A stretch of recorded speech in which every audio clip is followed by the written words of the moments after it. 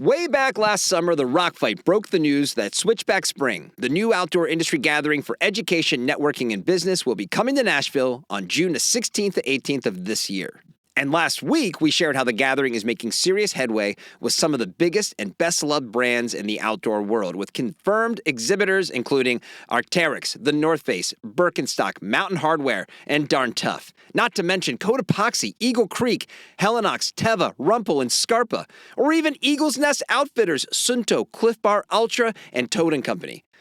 And look, then this week, we learned that Howler Brothers, Marmot, Lifestraw, Rossignol, and Liberty Mountain, they're all coming to Switchback. And there's even more, but we're a little limited on time. So look, it's an impressive list. And when you combine the who's who of brands with Switchback Spring's emphasis on education, community, and ideas, the event is shaping up to be the go-to meetup for specialty retailers, brands, media, and outdoor organizations. Registration is open. Head over to switchbackevent.com and register today. And be sure to save me a seat and a hot chicken sandwich in Nashville. Welcome to the Rock Fight, where we speak our truth, slay sacred cows, and sometimes agree to disagree. This is an outdoor podcast that aims for the head. I'm Colin True. It's Monday, and today we're going to check in on how outdoor industry events, aka Junepocalypse, is setting up, and then our industry insider and I take a look at why some excessive moves by footwear brands are maybe a bad sign for the industry's future. But before we get to that, come back to the Rock Fight this Wednesday when outdoor journalist Justin Hausman and I will be taking on the latest headlines to come out of the outdoor adventure community. Also come back this Friday where we feature special guests or my own hot takes. It's Monday, so you only have one more day to subscribe to Rock Fight's weekly newsletter, News from the Front. Head to rockfight.co to sign up today. And lastly, if you're new around here, or even if you're not, please subscribe and join the Rock Fight by lobbing a stone at the follow button on whatever podcast app you are listening to us on. And please give us that 5-star rating. All right, stick around. We'll be right back.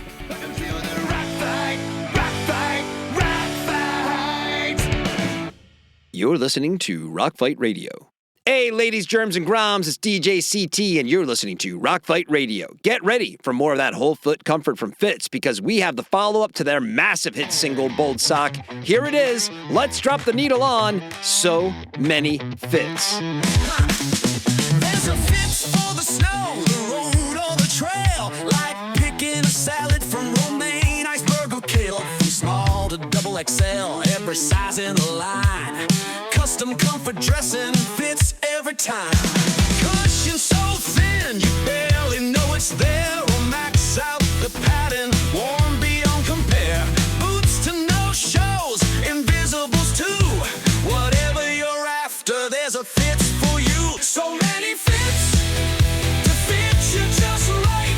Whole foot comfort, day or night. From the heel to the toe, the solid to the fair, like a sock custom made for you to wear. Oh, so many fits, yeah, so many fits.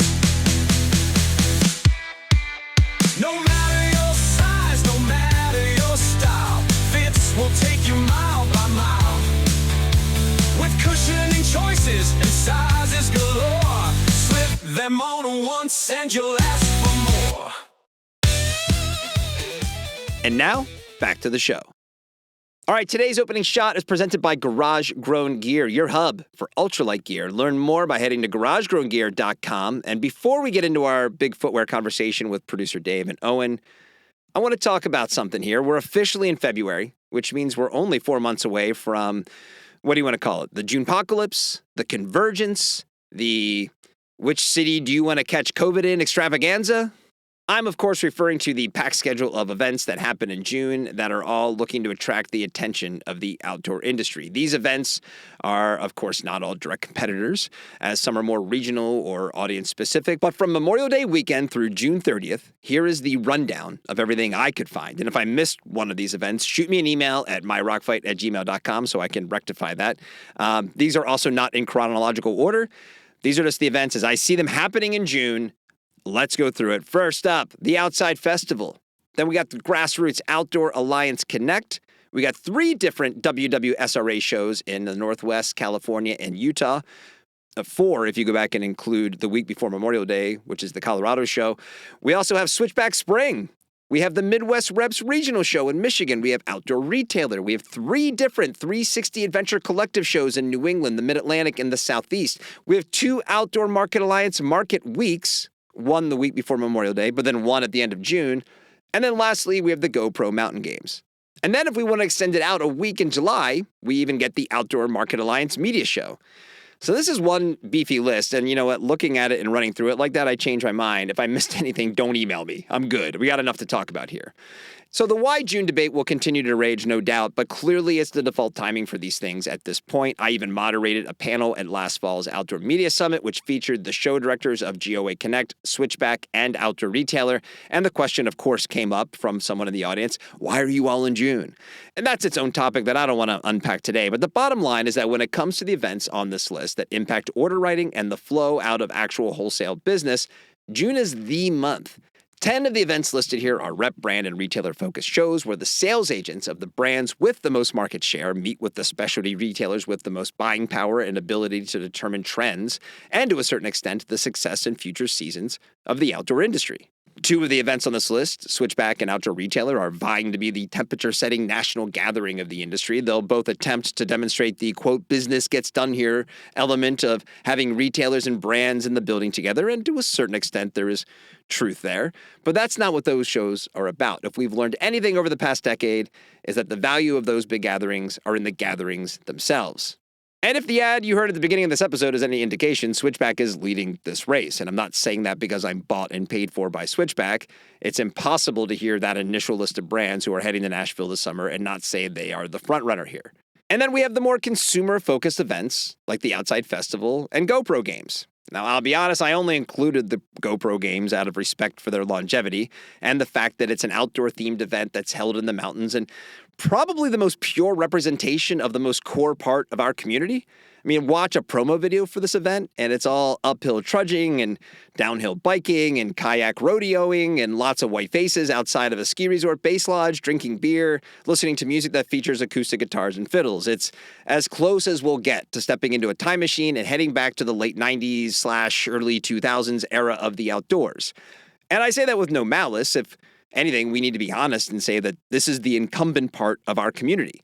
And when we have conversations around inclusion and diversification, this is who we're focused on. But let's move on to the last consumer event, which is the Outside Festival. I've come a long way on this event from initially questioning if it would happen at all, a question I stand behind given the flighty nature Outside has handled some of their recent announcements and developments, but clearly the festival was a great move by them. Having an outdoor-themed music festival that is rooted in the music and allowing the outdoor vibes to settle in around that North Star is a great way to provide a path to a more inclusive outdoor event. But there is one element of the Outside Festival that I'm kind of struggling with, and it's their industry day, their industry focus day, which they call the Summit. And last week they put out a press release announcing that registration for the Summit is open and announcing who would be speaking at the event. Now, Outside claims the Summit is, quote, the networking event of the year, and it comes with a minimum $700 price tag. $700. I don't know if I should attend or not, and here's why. When I hear the words outdoor industry, given my background, I immediately think of the business of going outside as it pertains to the making and selling of consumer outdoor goods by brands and retailers. That's the industry that I know. But there are also sides of the outdoor industry that are recreation focused, right? Adventure guides and resorts and events. There's also the conservation side of the industry, those who build trails or pursue access and protections for where we recreate. And then there's also the parts of the industry that aren't even human powered at all, things like boating and RVing, hunting, fishing, those kinds of things. And looking at who Outside is bringing in to speak at the summit, I don't really know who they're trying to attract to attend. So to me, that means they want everyone to attend. Looking at their lineup of speakers, there are some names that are interesting, but what can we expect here? I mostly find these types of panels to be, pretty toothless and lacking purpose. That's not a shot at Outside. I mean that about any type of panel this way. I don't really find a lot of takeaways when I listen to people speak on a panel. For example here, the summit will feature Reed Hastings, who co-founded Netflix and now owns Utah's Powder Mountain. There are certainly things I'd be interested in hearing Reed Hastings talk about. I have a million Netflix-related questions. I also have questions about the controversies that have come up since he has taken over Powder Mountain. But I'm highly doubtful in this very public forum where people are paying to come into it that that's what he'll be talking about at the summit. And because my history with these types of panels rarely have actionable outcomes for me, it honestly just comes down to the cost and time about whether or not I want to attend. I consider myself to be the target audience for something like the summit. I mean, even if I feel like the panelists don't offer a lot to me personally, it'd be interesting in attending so I could report back on it here in the podcast because this is an industry-focused show and this is an industry event. But then that comes to the logistics, and the cost alone is going to keep me away. I mean, $700? I mean, it also goes up all the way over $800. And to be fair, each level of pricing does come with access to the broader festival. But I'm not interested in flying to Denver for any music festival. The main event just isn't for me. I mean, I wouldn't go to the music festival part of this if it was held in Petco Park, which is 30 minutes from my house. I'm not interested in that. I'm more interested in the summit than I am in the festival. But the cost is simply too high for a one-day event. I mean, compare the $700 price range to attending the running event, which is a $520 to $945 price range for a 3-day show that starts with their own version of the summit. So seriously, like, hey, where's the $150 like summit-only badge? I still probably wouldn't fly in for that, but if I was local, I would absolutely check out the event for a price like that.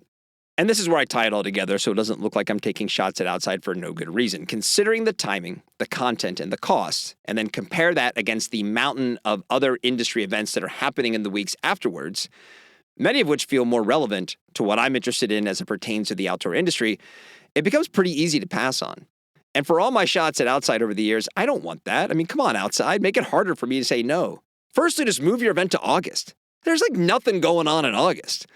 I mean, aren't the front range thunderstorms that everybody talks about less common in August versus late May? It's like a win-win right there.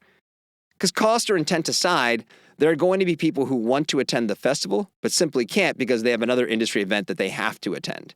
And like I always say, if anyone at Outside wants to join me to talk about this, please reach out, myrockfight@gmail.com. We'd love to have you on the show. We'd love to talk about any of these decisions you guys make. I find it fascinating. So yeah, outdoor industry events will continue to be a topic we cover here on the Rock Fight. You could say you're sick of that topic, but they absolutely continue to dominate industry conversations.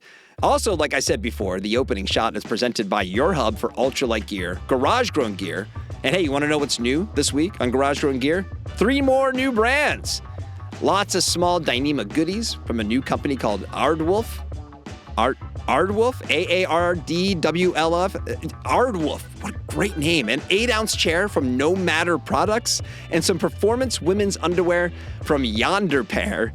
Guys, every week we talk about brands at GGG, and every week I'm blown away by the names and categories they play in. If you're sick of the sea of sameness in the outdoor space, maybe you should be a little curious to see what's new at GGG. Head to garagegrowngear.com and search new to see all the brands you need to know about, or click the link in the show notes.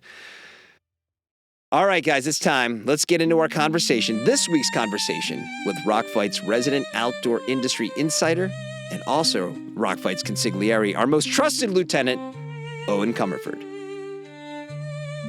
All right, joining producer Dave and myself like he does every week here on the Rock Fight, it's the outdoor industry insider himself, our own outdoor consigliere. It's Owen Comerford. What's up, Owen? Hey, guys. How's it going? Good. It's, we're not in Key Largo. That's where you are. You know, somebody has to be, Colin, so it may as well be me. We're right across the street from the Caribbean Club, which was where the movie Humphrey Bogart and Lauren Bacall was filmed. So yeah, called Key Largo.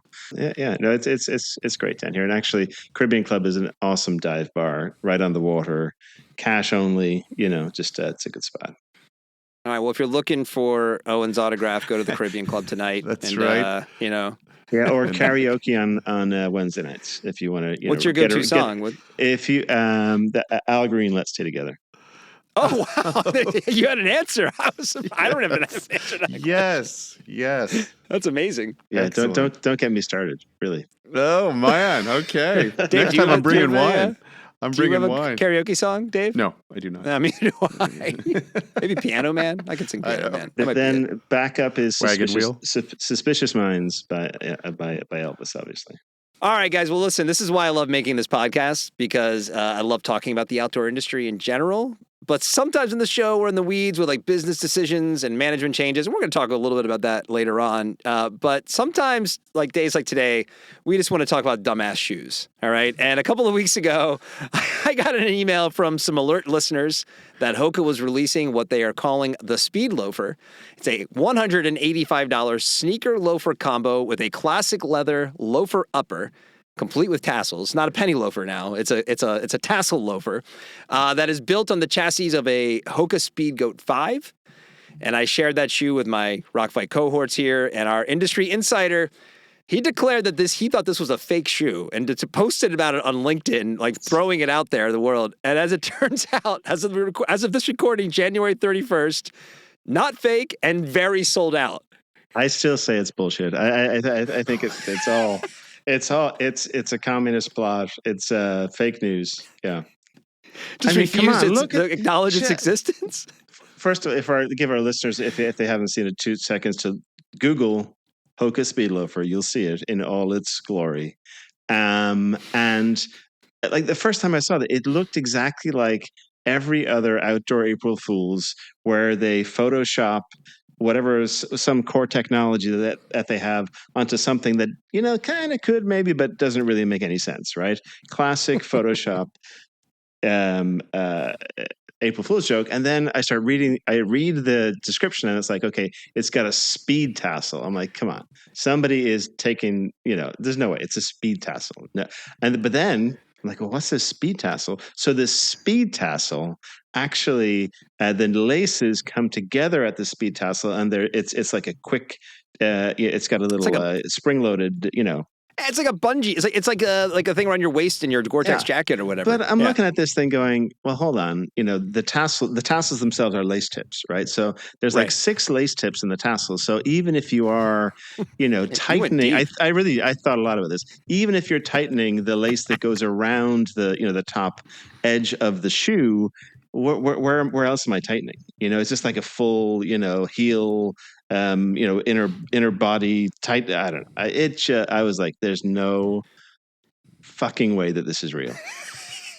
I think your first mistake was thinking that Deckers and Hoka had the creativity to do this 2 months early before April 1st. And it probably, this wouldn't have been an April 1st thing. I thought that somebody in marketing, well, first of all, I think probably my first mistake was thinking that anybody in the outdoor industry has a sense of humor. So that was probably my first mistake. Because I really thought that they were just trolling New Balance with their loafer, right? Which is what's that one called? The 1904 or something? Because they came out the New Balance one? Yeah. Yeah. Which not much better, frankly. Yeah, but at least yes, it is a loafer style in the sense that it's got the loafer mechanism, but the upper uses more of a technical. It looks build. more like a New Balance than this thing does from Hoka. Yeah, I mean it's basically it's a New Balance, but instead of being lace up, it's a loafer. Okay. This thing again. Hopefully, our listeners have had a chance to look it up. It is a classic black leather, top grain loafer, sandwiched on top of a Speed Goat 5, midsole, outsole. Midsole, outsole. Exactly. I mean, it's it's. I was convinced it was real. One, for kind of what you're saying. Like, I just don't think people have that good of a sense of humor. Also, the coverage in Footwear News was pretty earnest, and I don't think that those guys would have been in on the joke. I think they just would have chosen not to do it. And I did kind of message someone over who I know at Footwear News, like, hey, is this real? And they said yes. Now, but your point is well founded, because just on this podcast a week ago, producer Dave made a joke about a pair of Ultra Lone Peaks in like black and Loganberry. And you guys all chuckled, and I'm like, oh, is that real? Because it's just like, yeah, that sounds like a color that would exist in the footwear world because of how boring things typically are these days. So it's not to look at this and think like, is that really real? But also, it's not surprising that it is because of how unoriginal a lot of things are. Dave, I am curious as our resident like Birkenstock fan and more, regular shoe guy. What do you think of the speed loafer? I have come to determine that it is definitely a hybrid fusion of a loafer and a running shoe. However, it is allergic to bee stings and it has been stung. And it is just swollen up and it looks awkward. and I don't know what to do with it. For sure. I, I don't know. Yeah, I mean, I don't know. It looks like a clown shoe. if there's a knock on Hoka, and their results just came out, and they had another record quarter, and sales are through the roof. So who am I to say a thing? Right.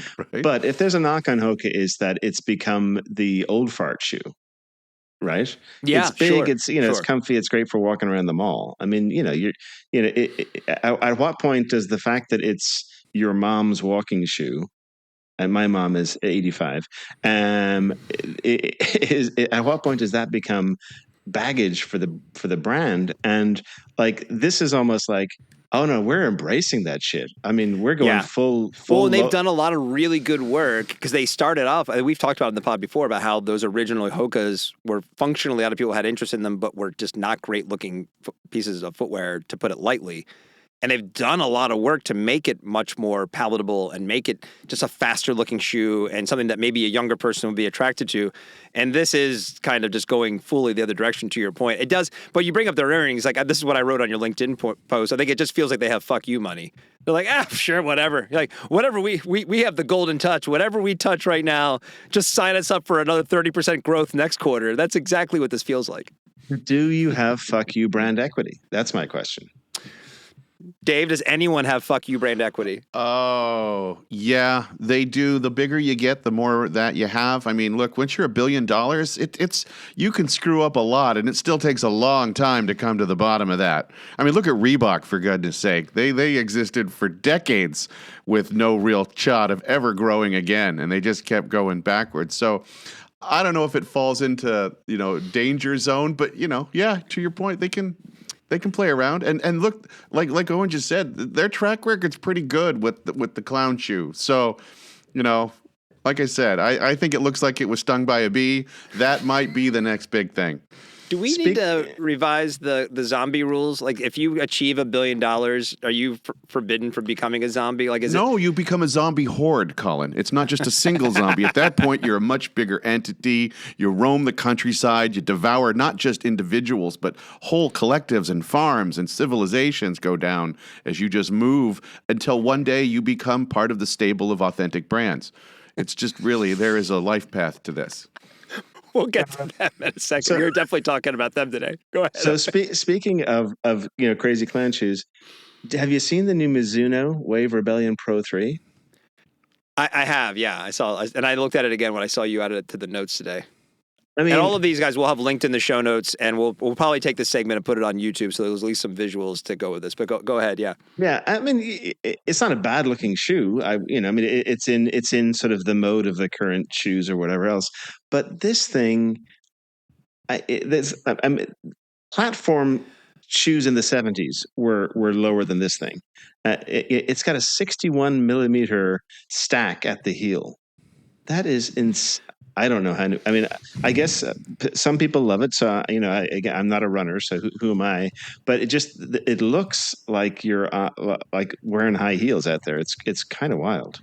But at least that has, I mean, there's a function to that, right? That's a design choice in the name of creating a different type of running platform for a running shoe.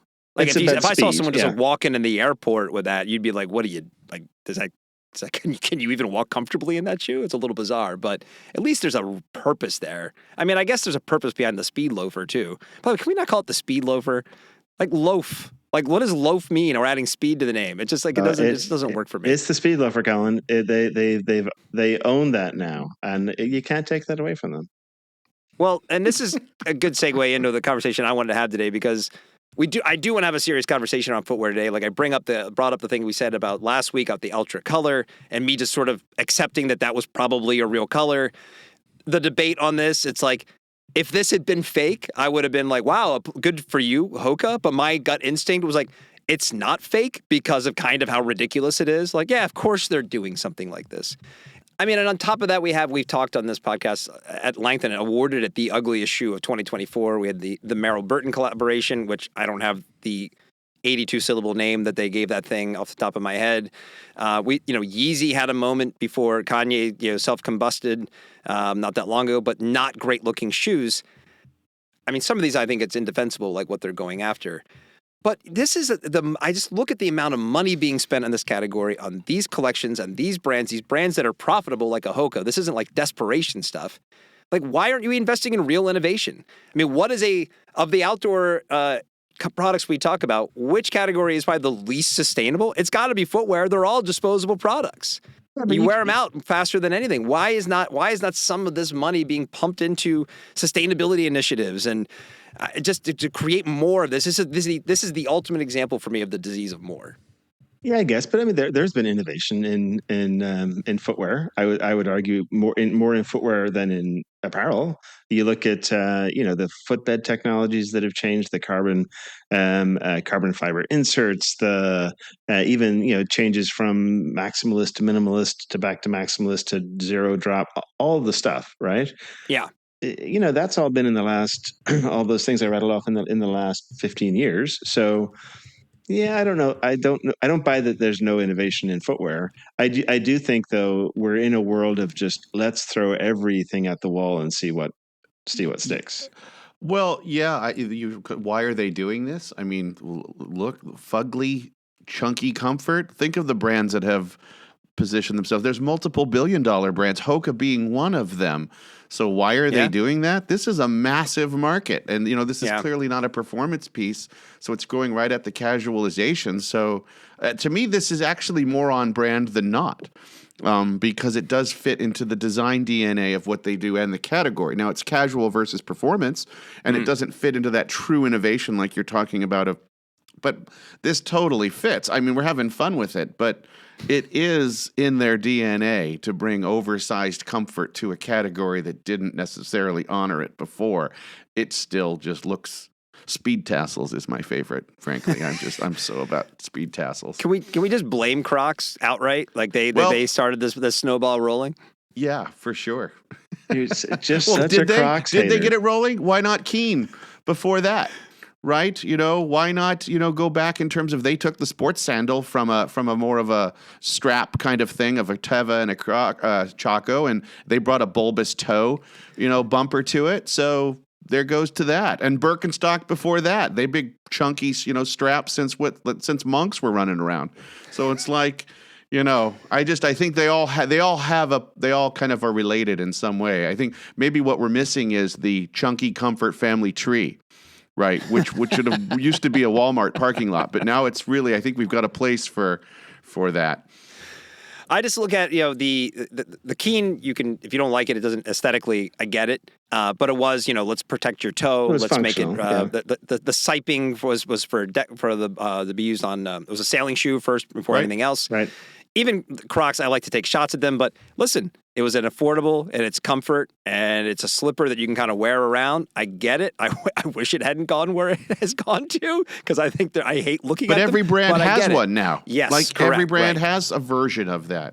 But I think that's the whole point, though, is you never know. I feel like we're at a level where we don't know what taste is, and certainly, a few Gen X white guys, we don't know what the hell people are going to like, and I think no, Owen, we don't care what they like. That's Gen true. X white guys, we don't care. We what just they don't. Like. Yes, we don't care. But I think also there is a challenge sometimes from a management level within these companies to where. I think, unfortunately, most of them are 50-something white guys that are at the management level. Yeah. And generally, if they're smart enough to have made it to that level, they probably realize that they don't have the first idea what a 20-something is going to like. Yep. And so when some, cool, hip designer with a nose ring and a face tat comes up with this design and says it's just the most amazing thing in the world, they're just like, absolutely, yes, we trust you. Yeah. I guess the reason why I get concerned about this is I just, there was some news, and this is the next thing I want to talk to you guys about today. Just yesterday there was some news that came out about the surf industry, and the surf industry feels like it's a little further ahead of where the outdoor industry is, and I get concerned that this is maybe where the outdoor industry could go. So yesterday on Shop Beat Surf Outdoor, aka CISO, I don't know if we're going to make that a thing or not. It's CISO. Yeah, it's CISO. Okay, CISO. CISO ran a story about how Liberated Brands has begun a liquidation sale, given that Authentic Brands has pulled their wholesale license which is starting the process of closing upwards of 100 stores that are owned by Liberated brands, because Authentic licenses those Liberated brands such as Volcom, Quicksilver, Billabong, RVCA. Pulling that license effectively means that Liberated will have nothing to sell in their shops. And if you talk to people who've been around the surf industry a long time, that sort of kind of corporate overlording of that space has really squashed out a lot of the newer kind of up-and-coming brands and made it kind of the vanillification of surf, if you will.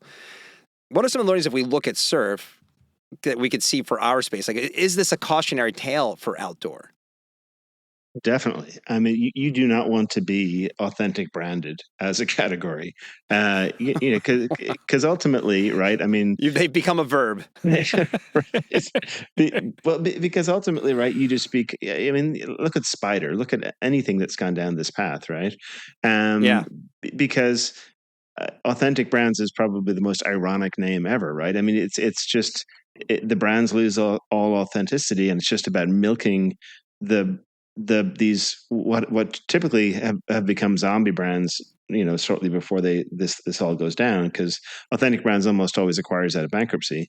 So yeah, the brands lose authenticity, and then authentic brands milks them for every piece of brand equity that's left in them, just sort of like a vampire, sucking the last of the blood out of a carcass. So it's just not and it's purely a monetary thing, right? I mean, the founders have long gone at this point, right? This is all about dollars and cents. And there also isn't really necessarily it feels like a care for the wider industry. I mean, this is not helping the surf industry, right? It just is not. Right. So, but it's all about shareholders and dollars and cents. Well, and that's kind of when I look at this list of some of the brands we're talking about with the footwear stuff and these odd kind of product choices, they're all owned by these large, publicly traded companies, between whether it's Deckers or, Adidas or Wolverine. And, then you look at the other news that came out this week, which is that regarding VF, who's kind of still pretty much the biggest player, owns a good portion of the open to buy in the outdoor market. And there was some news that came out on their earnings that maybe they're returning to a healthier position, but then they also said that that's probably going to still have some layoffs and some cuts still to come. So, what are we seeing out of Denver, Owen, when you look at like what the results were for VF, and how does it maybe kind of play into this conversation? First thing I would say is it was good news, right? Good results, sales were up. So, I think they've sort of found bottom from that perspective. Even more importantly, though, their operating margins were up significantly year over year. And their net debt was down significantly year over year. Because, I think we in the outdoor industry, we look at all the stuff that's going on with the board riders thing, and we're like, oh, that would never happen in the outdoor industry. And it's like, hey, guys, VF Corp was in pretty rough shape. I mean, they didn't go through this whole restructuring over the last few years just because it sounded like a fun thing to do. I mean, their debt level was through the roof, right? To the point that actually their corporate bonds, and this didn't get a lot of coverage, but their corporate bonds in November were downgraded to basically junk status. Okay. Which is not where you want to be as a. I missed the press release about that. Yeah, they didn't. That wasn't blown up. And that's a big deal, especially for a company that has quite a bit of debt. That just makes your borrowing costs that much more, right? For any ongoing debt that you're going to place out there. But so I think the results were actually really, really good news from that perspective. That they're really attacking some of the underlying challenges. I mean, that's why they sold Supreme, for example, this year. It wasn't because it wasn't a great fit with the overall thing, which I would argue it wasn't. But I mean, I don't know why they bought Supreme to begin with. But they bought them for because they had fuck you money. That was their speed loafer. I don't think they made $2.1 billion worth of speed loafers. But anyway, can you imagine? When they do, though, I will really, really have egg on my face. You'll reevaluate your position. Well, they're going to break off Speedloafer into its own sub-brand, and it'll just be, yeah.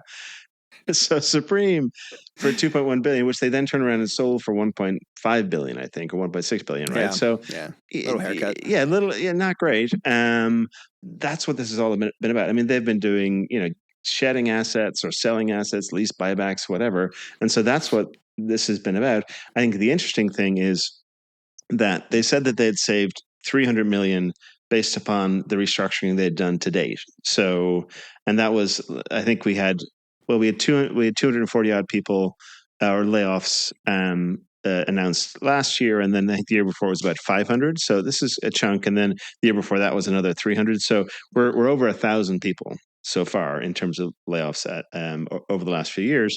That was 300 million. They said they're going for another 600 million. Okay.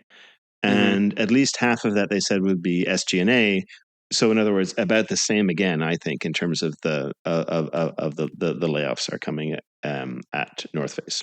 Just kind of reading between the lines. So to kind of just bring it then full circle. I mean, I kind of the point I'm trying to make on some of this is like the importance of the health of the industry of these bigger players, but also the fact that the reason the industry exists was those founders' visions and innovation, right? And the reason we have these bigger brands that kind of result in this, all of this conversation, is the fact that somebody one day said, "Hey, I can solve that problem and build something up," and then it resonates, and before you know it, you go from, 2009 little tiny 10 by 10 table at outdoor retailer Hoka to they have the fuck you money of like 30%, quarterly growth, and we're going to make the speed loafer now. So how do we kind of ensure, though, that the next generation of that is being refreshed? And again, I'd love to talk to some retailers about this, and I think that's maybe a little bit of an open call to anybody to reach out. myrockfight@gmail.com. We can maybe bring Wes back in as well. But that seems like a crucial part of this, that if we want to avoid the worst parts of what's happening in the surf industry, could really make sure that doesn't happen at some point. I think part of it is having a really strong specialty retail channel. And because I think what we're seeing is, and you hear it, when Wes Allen talks, is with more and more of the big guys really leaning into D2C and discounting and other things, and or going into Costco like we talked about last time. I think a lot of these retailers are realizing that their role as specialty retailers is to bring special brands to the fore, to bring newness in, so that that customer that comes into your store in September and then comes back in November sees something new and different, and it isn't all the same old stuff that you've always had, or worse yet, that they can get at their local REI, Dick's Sporting Goods, Sierra, Costco, you name it, right? So not Liberated anymore. No, not Liberated. But but ultimately, I think that's the key, and that's why I really pull for GOA, for example, and what they're doing, and hope for them to take an even more active role. Quite frankly, I know that it's kind of herding cats. I get that, but yeah, a specialty, a healthy and growing independent specialty angle or channel within outdoor, I think is critical to the overall industry. I think putting in that perspective, what we're seeing today with Liberated and Authentic and all of this is really the culmination. It's a phase 2 that really started with the demise of ASR. Right, the action sport retailer was exactly what you just said. We've talked about this before. That's right. The undermining of the specialty channel, and between then and COVID, whatever those intervening years, it was just a shedding of independent specialty, whether it be surf, skate, snow, right? And so we have seen that, and now it's almost like it weakens the foundation until you get to a point like this, where it becomes consolidation and kind of every brand for themselves. And so where do those new brands bubble up from, and then become and grow and become the next leader? So it's an interesting, like I said, kind of tying back to where this began. It was really, I think, the end of the beginning of the demise was the loss of ASR and a specialty focus for the, quote unquote action sport industry. And this is why you can call me crazy for trying to connect these dots, anybody listening. And I see footwear news articles about, the Hoka speed loafer, and they should cover that. I mean, it's not a judgment on footwear news. It's just like the product itself and the Aura Primo and this Merrill Burton collaboration. It just sucks oxygen out. And these are products that just aren't going anywhere. I mean, the Yeezy is the exception because that was a fashion thing more than it was anything else. But again, we've talked about the Merrill Burton one before. I mean, these are not viable products. I mean, maybe the Hoka Speed Loafer will be like, well, I'll be eating crow in this one. And once that thing, when the next round comes in, we'll all have to be wearing them as I eat my crow. I'm going to make all of you eat it with me. But, just if that's the path to a healthy industry is new products, founders' visions, specialty retail, tastemakers that lead to these other brands having the opportunity to be acquired and built up like these other ones, then I see some of these products and I'm like, really? Do we have to go through this? Do I need another press release around this kind of weird looking shoe that, yeah, there might be some young Gen Z, Gen Alpha person out there who thinks it's cool, but probably not going to be around in a year, except at a Sierra. And I work with a lot of early stage brands in the outdoor industry, and it's hard to break in. It's hard to break into retail. The challenges in terms of trade shows have really, really hurt in terms of being able to get in front of retailers. The rep system is really built for the incumbents and not to help with newness. And so I think as an industry, we need to figure out ways to raise up these new brands for the overall health of the industry, especially on the specialty side. That's something that, I've been kind of trying to push on with some of the trade shows that are out there to like just work a special deal with one trade show for emerging brands. And the thing is, retailers are looking for emerging brands. It's just, where do you find them? They can't get into their local rep show.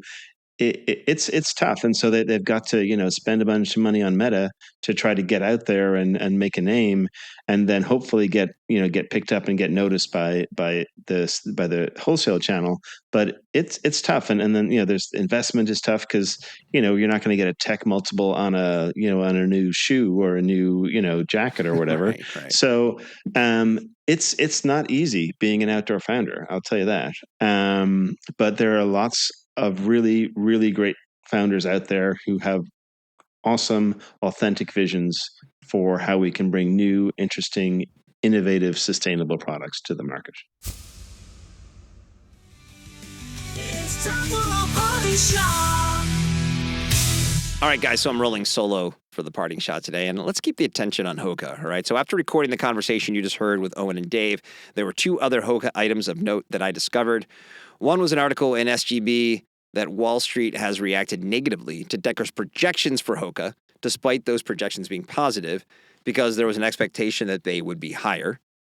So is that a sign that Deckers is starting to sandbag a bit because the Hoka rocket ship is slowing down a little bit?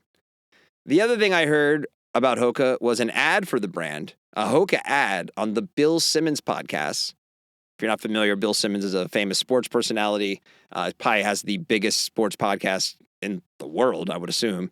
And I found this hilarious. One, because Bill mispronounced the name of the brand, which longtime listeners of his podcast will know that's a common thing. But also it's interesting because it says to me that Hoka is looking for a way to connect with a broader audience to continue to grow. I mean, it also could be another sign that Hoka simply does have fuck you money and is advertising on the biggest sports podcast in the world for the same reason Coca-Cola still makes commercials, like simply to reinforce their brand position. But I'm going to put on my conspiracy theory hat and say that the Wall Street concerns and the new ad strategy are related, that Hoka is recognizing it has either peaked or it's going to peak soon, and we'll see them start to come down the backside of the mountain as On continues to grow, because it's a much more palatable design for the masses. And Nike is going to return with a vengeance in the coming years, which we know that that's what they're planning to do. So I think that's what this is telling us. That's my parting shot, that Hoka maybe is starting to, it has reached as high as it's going to go, maybe a little high, maybe it's a little higher before we start to see the Hoka decline begin. And if I'm wrong and Hoka continues to be ascendant, no one remembers that January 2025 blip of Wall Street being concerned or Bill Simmons mispronouncing Hoka's name, well, that will be fun too. But that's my parting shot. Let's see how it all ends up. And we can wrap it up there. Come back on Wednesday to hear Justin Hausman and I run through outdoor adventure headlines. Maybe we'll do a little gear and beer this week. We'll see. But check out the latest from the Rockfight Podcast Network, Open Container, hosted by Doug Schnitzbahn, available wherever you're listening to this podcast. Check him out. The Rockfight is a production of Rockfight LLC. Our producer today, producer David Carstad. Art direction provided by Sarah Gensert. For Owen Comerford, I'm Colin True. Thanks for listening in here to take us out It's Krista Makes. He's going to sing the Rock Fight Fight song. We'll see you next time, Rock Fighters. Rock fight.